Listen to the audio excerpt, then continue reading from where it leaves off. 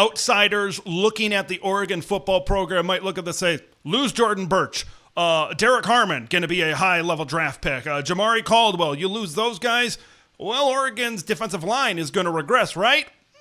Maybe not so much. So Mateo Uiagalelei is going to be coming back. He was one of the top sack guys in the Big Ten last year. Amari Washington, there's a lot expected out of him, certainly at the defensive tackle. He was in that rotation last year as well. But looking beyond that, there's a lot of youth. You could throw in Tatum Tuioti certainly coming off the other side in that edge as well. Which defensive line contenders among Bear Alexander, Terrence Green, Tioni Gray, Aiden Breland, Blake Purchase, Elijah Rushing kind of coming off the edge as well. Which group of those guys do you have your eye on to really make some noise this spring?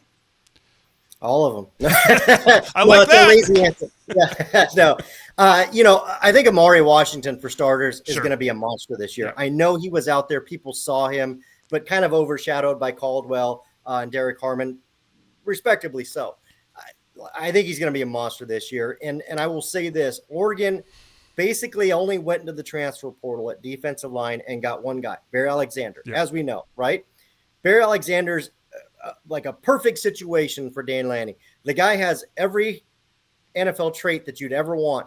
If he puts in the work, that's an absolute animal monster in the middle of your defense, okay? Hasn't produced quite yet, but he's still got time. So that to me tells me this, that Dan Lanning, who's a defensive-minded guy, as we know, is very confident in this group. I think Tion Gray is a guy that we need to talk quite a bit about. I think he's ready to step up. Zadavian Sims is another guy that's a monster out there. Terrence Green has absolutely every measurable you could want in a defensive lineman. He's long, he's strong, he carries himself really well. I think it's going to be Blake Purchase season this year coming off the edge. I love Tatum Tuioti. He's one of those guys that's a lunch pail every down, going as hard as he can. Love watching him play. I think Oregon felt very fortunate to keep Blake Purchase this year. Colorado and others tried like hell to get him out of Eugene. He's coming in for a big season. So Elijah Rushing, again, that's a 5-star that's coming to Oregon and has had a year to develop. I think he might be behind some of those guys still, but when you're behind, it just means it's healthy competition. It's time for me to put in the work to catch these other guys. So, again, healthy competition is a great thing, and I will trust Dan Lanning in the fact that he decided not to really dip into the transfer portal to go fill these holes.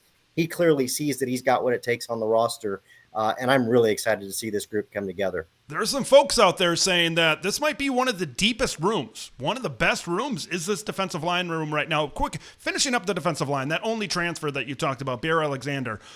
We all know kind of the talking points that is surrounding Bear in his stops at Georgia and USC. Hey, if there's one guy that can see the talent in Bear Alexander, it's Dan Lanning, who was the defensive coordinator in Bear Alexander's first year over there at Georgia. But how important is this spring for Bear Alexander to get off to a good start and really show this coaching staff, like you said, that he is indeed putting in the work? Because, man, if he's putting in the work and we see good Bear Alexander, that D-line of Mateo and Tuioti and Washington and Bear, man, they could really wreak some havoc. Yeah, no, it was a win-win situation for Oregon to bring him in. I think they've got a really good room already, but a guy like Bear Alexander has the ability to elevate your room exponentially, and it's all there. I think he knows it's all there, and I think he just needed to find the right spot for him to buy in and really, kind of decide, hey, I need to develop. And that's the thing. Now you're there, and you've got these guys that are quote unquote younger than you, saying, hey, man, I've been here. You're not taking my spot. Sure. You better come and earn it.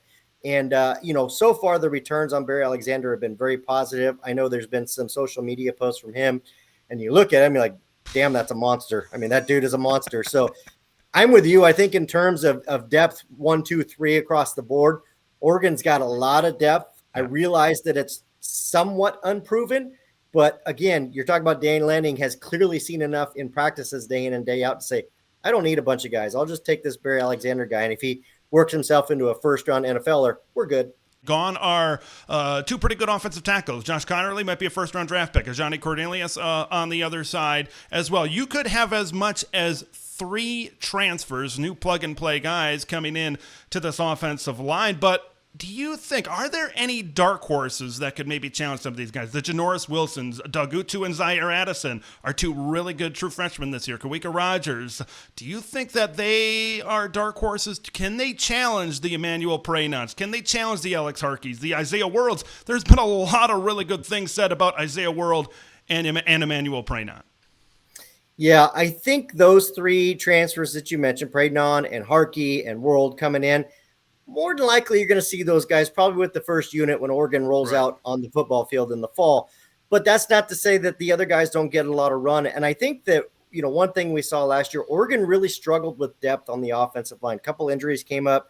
They moved guys around. It was the clear Achilles heel of this offense to begin the season last year, moving pieces around because of injuries. So now we mentioned the guys that you did, and then, of course, there's Matthew Bedford, too, who was injured last year. Potentially could be back for this year. So there's better depth there. I think Zaire Edison and Doug Utu come in and aren't starters. I don't think they're starters, but I think they're contributors and guys that are probably really closer to being ready. And again, now you're looking at a healthy rotation of maybe 8-9 guys in this offensive line, which gets a lot closer to an ideal number, 8, 9, 10, somewhere in there. So we'll see. It's going to be really tough, in my opinion. I think Isaiah World's a guy that probably ups his NFL draft stock as much as anybody. It's kind of weird to say this about a 3-year starter, but he's kind of raw still, just in terms of some technique. But everybody looks at him and says, "Man, he's got long arms. He moves really well. He's a big body. Like, that's an NFL guy right there." So if he figures it out, he's a guy that's going to possibly work his way into first round, second round, whatever the case might be. So. Again, I know I mentioned a lot of the same names as you. I don't know that there's another dark horse to be had outside of that group, but I think now with those 3 additions and with the guys you brought in recruiting, you feel a lot better about your depth entering this position.